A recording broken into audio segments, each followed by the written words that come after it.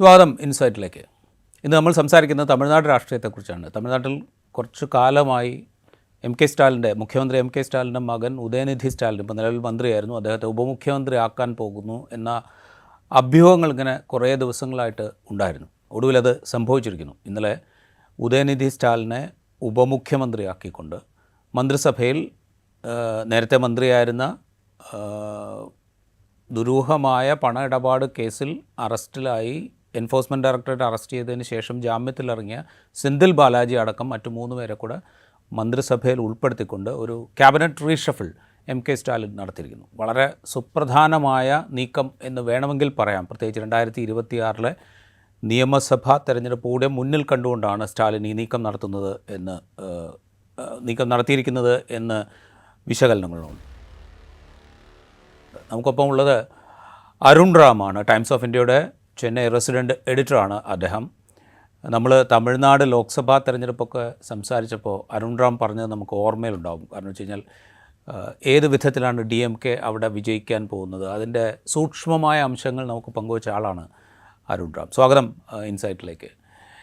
ഇപ്പോഴത്തെ ഈ നീക്കം, ഇപ്പോൾ സ്റ്റാലിൻ കരുണാനിധിയുടെ പിൻഗാമിയായിട്ട് വരുന്നതിന് കുറേ സമയമെടുത്തിരുന്നു. ഒരുപാട് സമയമെടുത്ത് ആദ്യം DMK നേതൃനിരയിലേക്ക് വരുന്നു, പിന്നെ കുറേ കാലം കഴിഞ്ഞിട്ട് നിയമസഭയിലേക്ക് മത്സരിക്കുന്നു, ആദ്യ തെരഞ്ഞെടുപ്പിൽ മത്സരിച്ച് തോൽക്കുന്നു, പിന്നെ ചെന്നൈ മേയറാവുന്നു. അതും കഴിഞ്ഞ് കുറേ കഴിഞ്ഞിട്ടാണ് DMK മന്ത്രിസഭയിൽ സ്റ്റാലിൻ അംഗമാകുന്നത്. ഉദയനിധിയെ സംബന്ധിച്ച് വളരെ എളുപ്പത്തിലാണ് ഈ പടവുകളൊക്കെ കടന്ന് കയറുന്നത്. DMKയുടെ യൂത്ത് വിങ്ങിൻ്റെ മേധാവിയായിട്ട് നിയമിക്കുന്നു, അതിനുശേഷം തെരഞ്ഞെടുപ്പിൽ മത്സരിക്കുന്നു, വിജയത്തിന് ശേഷം 1 വർഷം കഴിഞ്ഞപ്പോൾ മന്ത്രിസഭയിലേക്ക്, ഇപ്പോൾ ഉപമുഖ്യമന്ത്രി. എന്താണ് വളരെ റാപ്പിഡായിട്ടുള്ള ഒരു ചേഞ്ചിൻ്റെ ഈ വളർച്ചയുടെ ഒരു പിൻഗാമിയെ വളരെ പെട്ടെന്ന് നിശ്ചയിക്കാൻ സ്റ്റാലിൻ തീരുമാനിച്ചതിൻ്റെ കാരണം എന്താണ്? അതെ, ഇതിപ്പോൾ ഈ മക്കത്തായം കുറെ വർഷങ്ങളായി പ്രാക്ടീസ് ചെയ്തുകൊണ്ടിരിക്കുന്ന ഒരു പാർട്ടിയാണ് DMK. അതിലിപ്പോൾ കരുണാനിധിയുടെ മകൻ സ്റ്റാലിന്റെ മകൻ ഉദയനിധി എന്നൊരുപരിയായി ഒരുപാട്, ഏകദേശം ഒരു 1/2 ഡസനോളം മന്ത്രിമാരുടെയൊക്കെ മക്കൾ MLA-യോ MP-യോ അല്ലെങ്കിൽ പാർട്ടിയുടെ ഉന്നത സ്ഥാനങ്ങളിലൊക്കെ നിൽക്കുന്നവരാണ്. അതുകൊണ്ട് തന്നെ നെപ്പോട്ടിസം എന്നുള്ളത് DMK-യുടെ ഒരു മുഖമുദ്രയായി മാറിയിട്ടുണ്ട്. DMK-യുടെ മാത്രമല്ല, ഒരുപാട് രാഷ്ട്രീയ പാർട്ടികളുണ്ട്.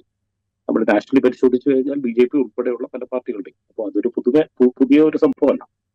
പക്ഷെ ഇതില് രാജീവ് പറഞ്ഞതുപോലെ ഒരു കാതലായൊരു വ്യത്യാസം സ്റ്റാലിന്റെ ഉയർച്ചയും സ്റ്റാലിന്റെ റൈസും ഉദയനിധിയുടെ എലിവേഷൻ, ഇത് രണ്ടും തമ്മിൽ പ്രകടമായ വ്യത്യാസങ്ങളുണ്ട്. ഒന്ന്, സ്റ്റാലിൻ 40 വർഷം പണിപ്പെട്ടിട്ടാണ് പാർട്ടിയുടെ മാൻഡിൽ ഏറ്റെടുക്കുന്നത്.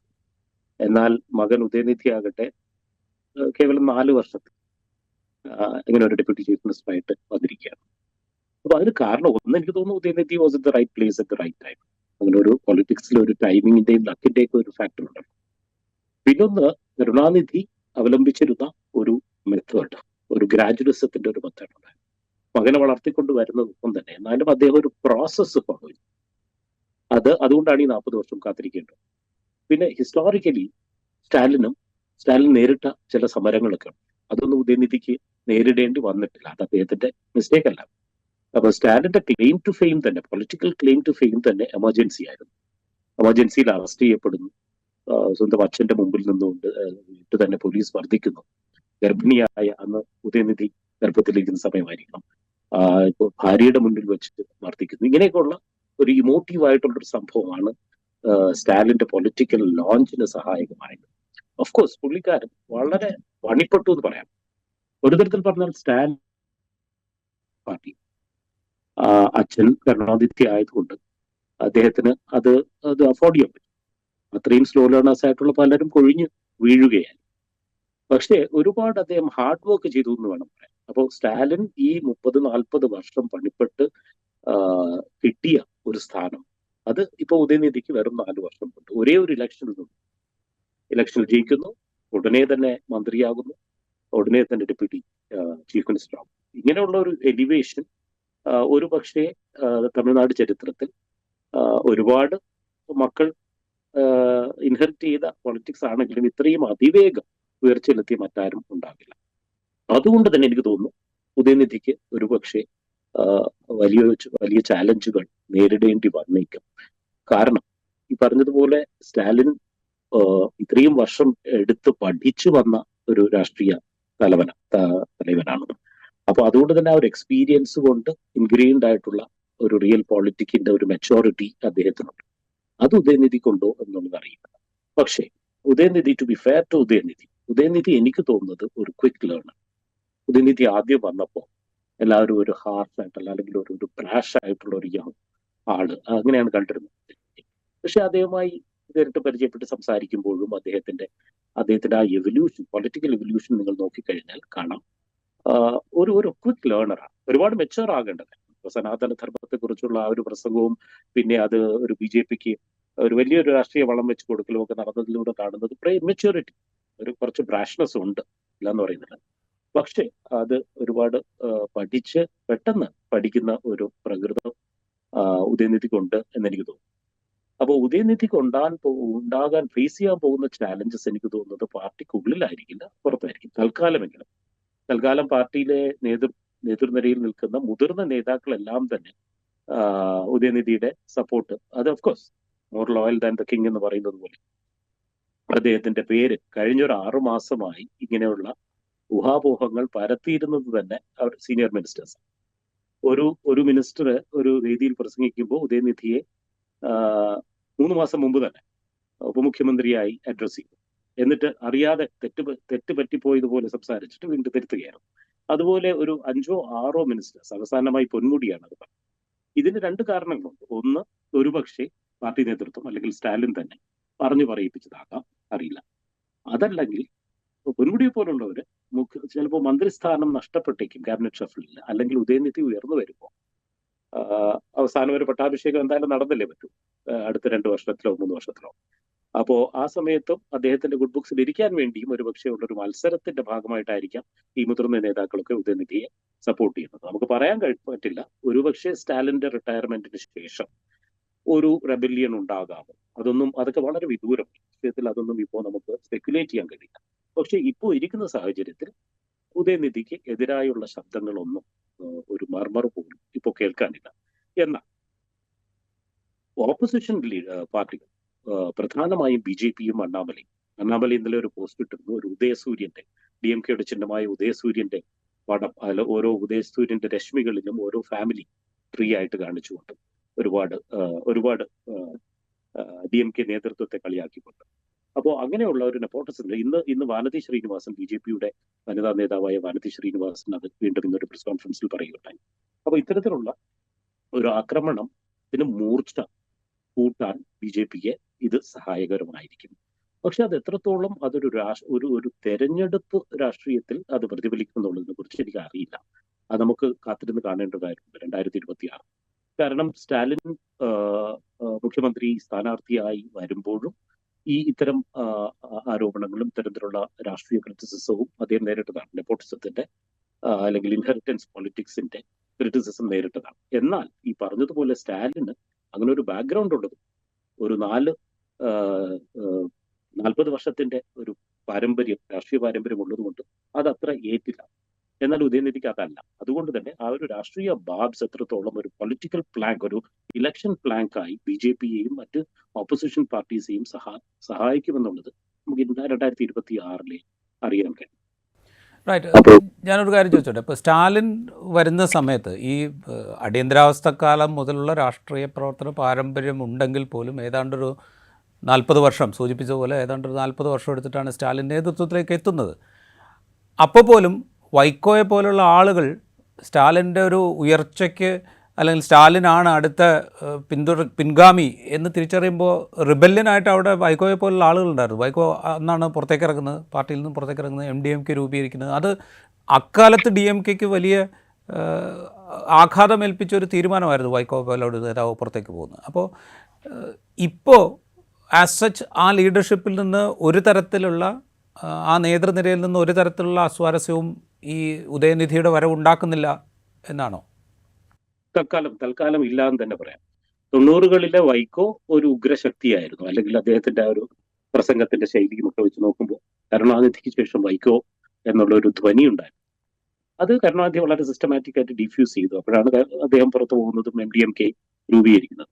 പക്ഷെ അങ്ങനെയുള്ളൊരു നട്ടല് കാണിക്കാൻ കഴിവുള്ള ഒരു നേതാവ് ഇന്ന് ഡി എം കെയിലില്ല. ഞാൻ ഈ പറഞ്ഞതുപോലെ നേരത്തെ ഈ more loyal than the king എന്നുള്ള ആളുകളാണ് ഇപ്പോൾ ഡി എം കെയിലുള്ളത്. ഇൻക്ലൂഡിങ് ദുരൈമുരുകനെ പോലെയുള്ള ഏറ്റവും മുതിർന്ന നേതാക്കൾ ഉൾപ്പെടെയുള്ളവർ ഉദയനിധിയുടെ പ്രൈസസ് പാടുന്ന ഇതിലേക്ക് വന്നിട്ടുണ്ട്. അതുകൊണ്ട് തന്നെ പുതിയ, പക്ഷേ ഈ പറയാൻ പറ്റില്ല, ഒരു റെബല്യന്റെ ഒരു തീപ്പൊരി എപ്പോ വേണോ എവിടെ നിന്ന് വേണോ ഉണ്ടാകും. അതിപ്പോ തൽക്കാലം സ്റ്റാലിൻ അധികാരത്തിൽ ഇരിക്കുന്നത് കൊണ്ട്, പാർട്ടിയുടെ ഉന്നത സ്ഥാനത്തിൽ ഇരിക്കുന്നത് കൊണ്ട്, പ്രസിഡന്റ് ആയിരിക്കുന്നത് കൊണ്ട് ഇപ്പോൾ ആരും ശബ്ദിക്കുന്നില്ല. അദ്ദേഹത്തിന്റെ റിട്ടയർമെന്റിന് ശേഷം ഉദയനിധിക്കെതിരെ ശബ്ദം ഉയർത്താൻ ആളുണ്ടാകുമോ ഇല്ലയോ എന്നുള്ളത് പറയാൻ കഴിയില്ല. അപ്പൊ തൽക്കാലം പണ്ട് സ്റ്റാലിൻ നേരിട്ടിരുന്നത് പോലെയുള്ള ഒരു ഇന്റേണൽ മാമേഴ്സ് ഒന്നും തന്നെ ഇപ്പോൾ ഉദയനിധി നേരിടുന്നില്ല എന്ന് തന്നെ പറയാം.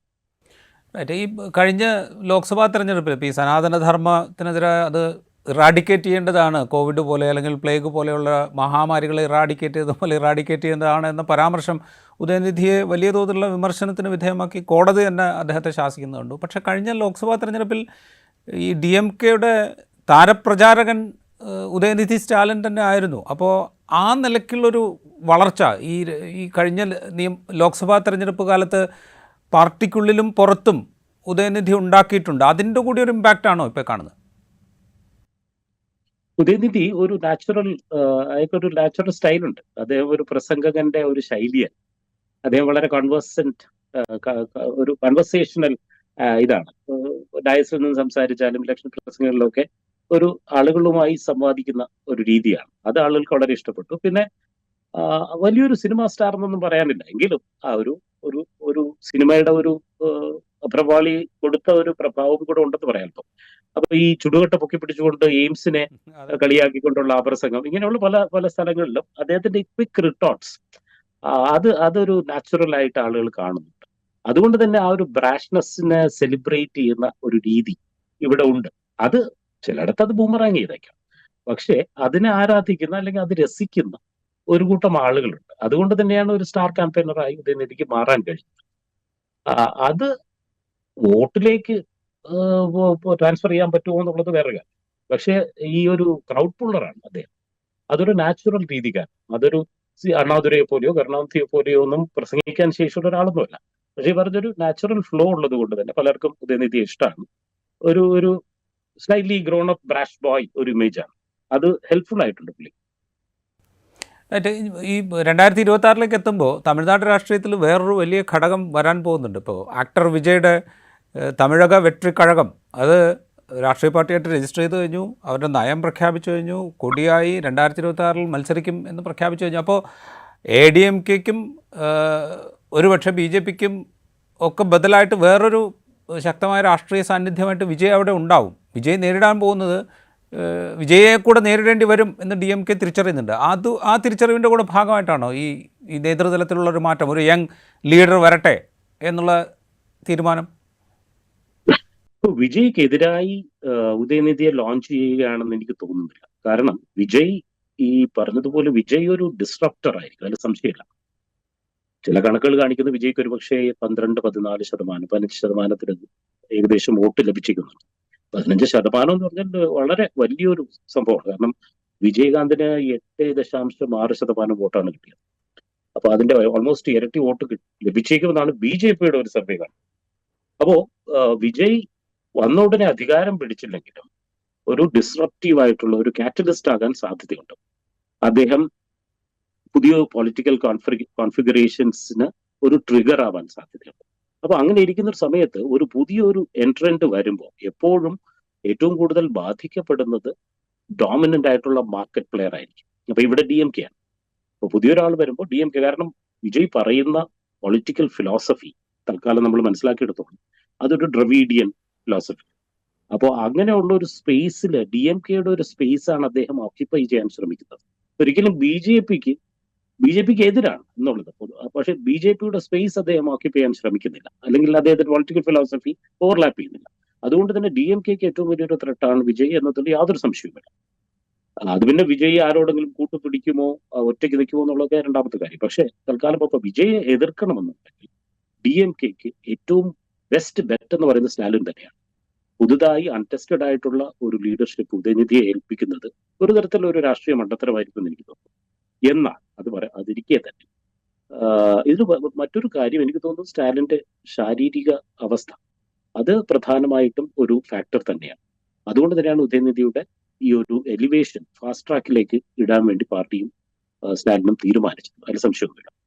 അപ്പോ അതിന്റെ ഒരു ട്രെയിനിങ് ആയിരിക്കും ഇനിയിപ്പോൾ അടുത്ത 1-2 വർഷം. അപ്പോൾ ഒരു അൾട്ടിമേറ്റ് ആയിട്ടുള്ള അദ്ദേഹത്തിന്റെ ടേക്ക് ഓവർ മേ ബി ഒരുപക്ഷെ നടക്കുന്ന 2026 ഇലക്ഷന് ശേഷമായി അധികാരത്തിൽ തിരിച്ചു വരാൻ കഴിഞ്ഞാൽ 1 വർഷം കൂടി ഇരുന്നിട്ട് റിട്ടയർ ചെയ്ത് മകനെ ഏൽപ്പിക്കുന്നതായിരിക്കും ഒരു പൊളിറ്റിക്കലി സ്ട്രാറ്റജിക്കലി സൗണ്ട് എന്ന് എനിക്ക് തോന്നുന്നു.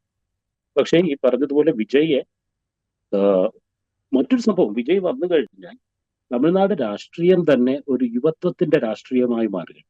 നോക്കിയാൽ ഒരു 4 നേതാക്കളെങ്കിലും ഇപ്പൊ ഉദയനിധി 40കളിൽ, അണ്ണാമലൈ 40 വയസ്സേ ആയിട്ടുള്ളൂ, അൻപുമണി രാമദാസ് അദ്ദേഹം 50കളിൽ, പിന്നെ EPS ഒഴികെ നേതൃനിരയിൽ ഇരിക്കുന്ന ഉദയനിധിയും മറ്റു 3 പേരും എല്ലാവരും അവരുടെ 40കളിലും ഏർലി 50s അപ്പോൾ വർഷങ്ങളായി കരുണാനിധിയും ജയലളിതയും അല്ലെങ്കിൽ കുറച്ച് വയസ്സായവരും വെറ്ററൻസ് പയറ്റിക്കൊണ്ടിരുന്ന ഒരു വേദിയിലേക്ക് ഒരു 4 റിലേറ്റീവ്ലി യങ് ഫേസസ് വരിക. പക്ഷെ നമ്മൾ മറന്നുകൂടാ, ഈ കരുണാനിധിയും കാമരാജും ജയലളിതയും എല്ലാം അവർ മുഖ്യമന്ത്രിയാകുമ്പോൾ അവരും 40കളിലായിരുന്നു. 49 വയസ്സിലാണ് കാമരാജ് മുഖ്യമന്ത്രിയാകുന്നത്. 49 വയസ്സിലാണ് കരുണാനിധി മുഖ്യമന്ത്രിയാകുന്നത്. കരുണാനിധിയുടെ മരണത്തിന് ശേഷം 1969. ജയലളിത എനിക്ക് തോന്നുന്നു 43 വയസ്സിലാണ് മുഖ്യമന്ത്രിയാകുന്നത്, 1991. അപ്പോൾ ഇതിനൊരു ഹിസ്റ്ററി ഉണ്ടെങ്കിലും കഴിഞ്ഞ 20-30 വർഷങ്ങളായി വെറ്ററൻസ് പയറ്റിക്കൊണ്ടിരുന്ന ഒരു വേദിയിൽ പുതുമുഖം എന്ന് പറയുന്നില്ല, ഒരു യങ് ഫേസസ്, പുതുമുഖം എന്ന് വേണമെങ്കിലും പറയാം. അണ്ണാമലയും ഉദയനിധിയും രണ്ടുപേരും ഏകദേശം 4-5 വർഷത്തിന്റെ പൊളിറ്റിക്കൽ എക്സ്പീരിയൻസേ ഉള്ളൂ. പക്ഷെ എനിക്ക് തോന്നുന്നത് ആ ഒരു ഇൻഎക്സ്പീരിയൻസ് അതൊരു ഡിസഡ്വാൻറ്റേജ് ആകാതെ, ഇതൊരു ചാലഞ്ച് ആകാതെ ഒരു ഓപ്പർച്യൂണിറ്റി ആയിട്ട് കാണാൻ സാധിക്കണം. അങ്ങനെ ഒരു പുതിയ ഒരു യുവനിര വരുമ്പോൾ ഒരുപക്ഷെ നമ്മുടെ പൊളിറ്റിക്കൽ നറേറ്റീവ് അല്ലെങ്കിൽ the way in which the conduct the politics can change. പണ്ട് കരുണാനിധിയും ജയലളിതയും ഇരിക്കുമ്പോൾ വളരെ വിച്യുപറേറ്റീവ് ആയിട്ടുള്ള, വളരെ രൂക്ഷമായിട്ടുള്ള, ബിറ്റർ ആയിട്ടുള്ള പോളിറ്റിക്സ് ആയിരുന്നു. അതിനുശേഷം ഇപ്പോൾ സ്റ്റാലിൻ കുറച്ചൊന്നും അടങ്ങിയിട്ടുണ്ട്. അപ്പോൾ ഈ വരുന്നവർക്കുള്ള ഒരു സാധ്യത ഒരുപക്ഷെ തമിഴ്നാട് രാഷ്ട്രീയത്തിന്റെ മുഖഛായയും അതിന്റെ ഒരു ലുക്ക് ആൻഡ് ഫീൽ തന്നെ മാറ്റാനുള്ള ഒരു ഓപ്പർച്യൂണിറ്റി ആയിട്ടാണ് ഞാൻ കാണുന്നത്. ഞാൻ അവസാനം ഒരു കാര്യം കൂടി ചോദിക്കട്ടെ. ഇപ്പോൾ നടത്തിയ പുനഃസംഘടനയിൽ ഉദയനിധി സ്റ്റാലിനെ ഡെപ്യൂട്ടി CM ആക്കുന്നത് മാത്രമല്ല, മറ്റ് ഇൻക്ലൂഷൻസ്, ഇപ്പോൾ സെന്തിൽ ബാലാജി നേരത്തെ മന്ത്രിയായിരുന്നു, അദ്ദേഹം ഒരു എൻഫോഴ്സ്മെൻറ്റ് ഡയറക്ടറിൻ്റെ കേസിൽപ്പെട്ട് അറസ്റ്റിലായി, ജാമ്യം കിട്ടി 2-ാമത്തെയോ 3-ാമത്തെയോ ദിവസം അദ്ദേഹം മന്ത്രിസഭയിലേക്ക് തിരിച്ചു വരും. അതൊരു വളരെ ടാക്ടിക്കലായിട്ടുള്ളൊരു ഡിസിഷനാണ് എന്ന് എനിക്ക് തോന്നുന്നു. അതോടൊപ്പം ഈ ദളിത് വണ്ണിയർ സമുദായങ്ങൾക്ക് അവർക്ക് കൂടുതലൊരു റെപ്രസെൻറ്റേഷൻ കൊടുക്കുന്നു, കുറച്ചുകൂടെ പ്രധാനപ്പെട്ട വകുപ്പുകൾ ദളിത് വിഭാഗത്തിന് കൊടുക്കാൻ തീരുമാനിക്കുന്നു. ഇത് എന്താ പറയുക, വളരെ സൂക്ഷ്മമായിട്ടുള്ള ഒരു രാഷ്ട്രീയം, നമ്മൾ പറയുന്നത് പോലെ എന്താ പറയുക, ഈ വിവിധ വിഭാഗങ്ങളെ സവിശേഷമായി അഡ്രസ്സ് ചെയ്യുന്ന ഒരു മൈക്രോ രാഷ്ട്രീയം, ആ രാഷ്ട്രീയത്തിൻ്റെ ഒരു വഴിയിലേക്ക് സ്റ്റാലിൻ എത്തുന്നു. അല്ലെങ്കിൽ സ്റ്റാലിൻ അത് കുറേ കൂടെ ശ്രദ്ധിക്കുന്നു. 2026 അത്രത്തോളം പ്രധാനമാണ് എന്ന് സ്റ്റാലിൻ തിരിച്ചറിയുന്നു. അങ്ങനെ നമുക്ക് വായിച്ചൂടെ? അതെ, തീർച്ചയായും. അതിപ്പോ ഈ കമ്മ്യൂണിറ്റീസിനെല്ലാം പ്രാതിനിധ്യം കൊടുക്കുന്നത് തമിഴ്നാട് രാഷ്ട്രീയത്തിൽ എല്ലാ സംസ്ഥാനത്ത് നടക്കുന്ന രാഷ്ട്രീയത്തിന്റെ ഭാഗമാണല്ലോ. അപ്പോൾ ഇത്തവണ നോക്കിക്കഴിഞ്ഞാൽ 4 1 ഇയർ മിനിസ്റ്റേഴ്സ് ഉണ്ട്. ഇപ്പൊ ഓൾറെഡി ദുരൈമുരുകൻ, പൊന്മുടി, MRK പനീർശെൽവം, പിന്നെ ശിവശങ്കർ, SS ശിവശങ്കർ. അപ്പോൾ അങ്ങനെയുള്ളവരൊക്കെ ഓൾറെഡി 1 ഇയർ സമുദായത്തിന് പാർട്ടിസിപ്പേഷൻ ഉണ്ട് വലുതായി തന്നെ. ഒപ്പം അതിനേക്കാൾ കൂടുതൽ ശ്രദ്ധിക്കപ്പെടുന്നത് ഒന്ന് ആദ്യമായിട്ടാണെന്ന് തോന്നുന്നു, ഒരുപക്ഷെ ഒരു ദളിത് ഒരു ആദിദ്രാവിഡ വകുപ്പല്ലാത്തൊരു വകുപ്പ് കൈകാര്യം ചെയ്യാൻ പോകും. DMK-യുടെ വിപ്പായിരുന്നു, ലെജിസ്ലേറ്റീവ് അസംബ്ലിയിലെ വിപ്പായിരുന്നു ഗോപി ചെഴിയൻ എന്ന് പറയുന്ന ആളാണ് പുതുതായി എഡ്യൂക്കേഷൻ മിനിസ്റ്ററായിട്ട് വന്നിരിക്കുന്നത്. അപ്പോൾ അദ്ദേഹത്തിന് ഹയർ എഡ്യൂക്കേഷൻ പൊന്മുടി കൈകാര്യം ചെയ്തിരുന്ന പോർട്ട്ഫോളിയോ. അപ്പോൾ ഒരുപക്ഷെ യൂഷ്വലി ദളിത്സിന് SC/ST ഡിപ്പാർട്ട്മെന്റ് ആണ് കൊടുക്കുക. അപ്പോൾ അതാദ്യമായിട്ട് ഒരു വലിയൊരു ഹയർ എഡ്യൂക്കേഷൻ ഡിപ്പാർട്ട്മെന്റ് എന്ന് പറയുന്നത് 100-600 എഞ്ചിനീയറിംഗ് കോളേജുകളുള്ള ഒരു സംസ്ഥാനത്തിലെ ഏറ്റവും വലിയൊരു പോർട്ട്ഫോളിയോ ആണ്. അപ്പോൾ അതും ശ്രദ്ധേയമാണ്. അപ്പോൾ ഇത് റീജിയണൽ ആയിട്ടുള്ളത് മാത്രമല്ലാതെ കമ്മ്യൂണിറ്റീസിന്, കാസ്റ്റിനും കമ്മ്യൂണിറ്റീസിനും ശ്രദ്ധിച്ചുകൊണ്ടുള്ള ഒരു അഴിച്ചുപണിയാണ് നടത്തിയിരിക്കുന്നത്. ഇതിലാകെ ഒരു പ്രശ്നം വരുന്നത് കന്യാകുമാരിയിൽ നിന്ന് റെപ്രസെന്റേഷൻ ഇല്ല എന്നുള്ളതാണ്. കന്യാകുമാരിയിൽ നിന്നുണ്ടായിരുന്ന മനോ തങ്കരാജ് എന്ന് പറയുന്ന മിനിസ്റ്റർ ആയിരുന്നു. മുമ്പ് IT മിനിസ്റ്ററും പിന്നെ അത് കഴിഞ്ഞിട്ട് മിൽക്ക് മാർക്കറ്റിംഗിന്റെ മിനിസ്റ്ററുമായിരുന്നു, ഡയറി മിനിസ്റ്ററുമായിരുന്നു. അദ്ദേഹത്തിനെ റിമൂവ് ചെയ്തിട്ടുണ്ട്. അവിടെ ചെറുതായിട്ടൊരു അപസ്വരം അവിടെ കേൾക്കുന്നുണ്ട്. ആദ്യമായിട്ടാണ് ഒരു മിനിസ്റ്റർ പുറത്തായതിനു ശേഷം, ക്യാബിനറ്റിൽ നിന്ന് പുറത്തായതിനു ശേഷം ഒരു പത്രസമ്മേളനത്തിൽ അല്ലെങ്കിൽ ഒരു സ്റ്റേറ്റ്മെന്റ് അല്ല ട്വീറ്റ് ചെയ്യായിരുന്നു പുള്ളി. എക്സിൽ പോസ്റ്റ് ചെയ്തത്, ഞാൻ IT മിനിസ്റ്റർ ആയിരുന്നപ്പോൾ എക്സ്പോർട്സ് ഇവിടെ നിന്ന് ഇത്ര വരെ കൂടി, ഞാൻ ഡയറി മിനിസ്റ്റർ ആയിരുന്നപ്പോൾ മിൽക്ക് പ്രൊഡക്ഷൻ ഇതിൽ ഇത്ര വരെ കൂടി. അങ്ങനെ ആദ്യമായി ഒരു വീമ്പ് ഇളക്കുന്ന ഒരു സംഭവം. എന്നെ പുറത്താക്കിയത് ശരിയായില്ല എന്ന് മാത്രം അതേ പറഞ്ഞില്ല. അപ്പൊ അങ്ങനെ ചെറിയൊരു അവസരവും കേൾക്കുന്നുണ്ട്. അപ്പൊ ഇതൊരു ഞാണിന്മേൽ കളിയാണ്. ഇത് എല്ലാ റീജിയൻസിനും എല്ലാ കമ്മ്യൂണിറ്റീസിനും പ്രാതിനിധ്യം കൊടുക്കുക എന്നുള്ളത് തമിഴ്നാട് രാഷ്ട്രീയത്തിൽ എപ്പോഴും ഉള്ളതാണ്. അതൊരു പരിധി വരെ സ്റ്റാലിൻ ചെയ്തിട്ടുണ്ട്. ഈ സെന്തിൽ ബാലാജിയുടെ കാര്യം ഞാൻ സവിശേഷമായി ചോദിക്കുന്നത്, ഈ സെന്തിൽ ബാലാജിയുടെ കാര്യത്തിലാണ് ഗവർണറുമായിട്ട് വലിയ യുദ്ധം സ്റ്റാലിൻ നടത്തിയത്. അദ്ദേഹം ജാമ്യത്തിലിറങ്ങി 2 ദിവസം കഴിയുമ്പോൾ തിരിച്ചു കൊണ്ടുവരികയാണ് ചെയ്യുന്നത്. അത്രത്തോളം പ്രധാനപ്പെട്ട ഒരു സാന്നിധ്യം സെന്തിൽ ബാലാജിക്ക് തമിഴ്നാട് രാഷ്ട്രീയത്തിലുണ്ട്. അതെ, തീർച്ചയായും. സെന്തിൽ ബാലാജിയുടെ കാര്യം, സെന്തിൽ ബാലാജി എനിക്ക് തോന്നുന്നു അതൊരു സ്ട്രാറ്റജിക് മൂവിലുപരി അതൊരു പൊളിറ്റിക്കൽ മെസ്സേജാണ്. സ്റ്റാലിൻ പറയുന്നത്, ഞാൻ തളരില്ല, നിങ്ങൾ ഇദ്ദേഹത്തിനെ 471 ദിവസം അകത്തിട്ടുമെങ്കിലും പുറത്തു വന്ന ഉടനെ അദ്ദേഹം തിരിച്ചു മന്ത്രിയാവും. അപ്പൊ അതൊരു ഗവർണറിന്റെ ബുക്ക് കൊടുത്ത് ഷെയ്ക്കൻഡ് കൊടുക്കുന്നതിലൂടെ ഒരു സ്വീറ്റ് റിവെഞ്ച് ആയിരിക്കണം അദ്ദേഹം ഉദ്ദേശിച്ചത്. പിന്നെ സെന്തിൽ ബാലാജി ഒരു ഗ്രേറ്റ് സർവൈവറും ക്ലൈംബറുമാണ്. അയാൾ ADMKയിൽ ഇരിക്കുന്ന സമയത്ത് ട്രാൻസ്പോർട്ട് മിനിസ്റ്റർ ആയിരുന്നു ജയലളിതയുടെ. എന്ത് പ്രശ്നങ്ങൾ വന്നാലും പിടിച്ചു നിൽക്കാൻ കഴിയുന്ന, പാർട്ടിക്ക് വളരെ ഉപകാരപ്രദം എന്ന് പറയുമ്പോൾ മനസ്സിലാക്കാമല്ലോ, എല്ലാ രീതിയിലും റിസോഴ്സസ് മാനേജ് ചെയ്യാൻ പറ്റുന്ന ഒരാളാണ് സെന്തിൽ ബാലാജി. അങ്ങനെ കുറച്ചു പേരുണ്ട്, കൈപ്പിടിയിൽ ഒതുങ്ങുന്ന കുറച്ചു പേര് എല്ലാ പാർട്ടിയിലുമുണ്ട്. അതിൽ സെന്തിൽ ബാലാജി അഗ്രഗണ്യം. അപ്പോൾ പാർട്ടിയുടെ ഇലക്ഷൻ ഫണ്ടുകളായാലും ഖജനാവായാലും എപ്പോഴും നന്നായി കാത്തു സൂക്ഷിക്കുന്ന ഒരാൾ, അതേത് പാർട്ടിയിലും. അതുകൊണ്ട് തന്നെ അദ്ദേഹത്തിന്റെ യൂട്ടിലിറ്റി ഭീകരം. അത് സ്റ്റാലിൻ അംഗീകരിക്കുകയാണ് ഈ രണ്ടാമതും മന്ത്രിപദം കൊടുക്കുന്നതിലൂടെ ചെയ്തത്. റൈറ്റ്. വളരെ നന്ദി അരുൺ റാം ഞങ്ങളോട് വിശദമായി സംസാരിച്ചതിന്. തമിഴ്നാട് രാഷ്ട്രീയം ഒരുപക്ഷെ ഇനി വരും ദിവസങ്ങളിൽ കൂടുതൽ ചലനാത്മകവും കൂടുതൽ രാഷ്ട്രീയമായി തന്നെ വലിയ മാറ്റങ്ങൾക്ക് വേദിയാവുകയും ചെയ്യാനുള്ള സാധ്യത മുന്നിൽ നിൽക്കുകയാണ്. അരുൺ റാം സൂചിപ്പിച്ചതുപോലെ തന്നെ ഒരു നിര യുവ നേതൃത്വം, വിവിധ പാർട്ടികളുടെ തലപ്പത്ത് യുവാക്കൾ ഉണ്ടാകുന്നു. അവരെന്ത് തരം ബ്രാൻഡ് പൊളിറ്റിക്സാണ് മുന്നോട്ട് വയ്ക്കാൻ പോകുന്നത് എന്നൊക്കെ നമുക്ക് കാത്തിരുന്ന് കാണാം.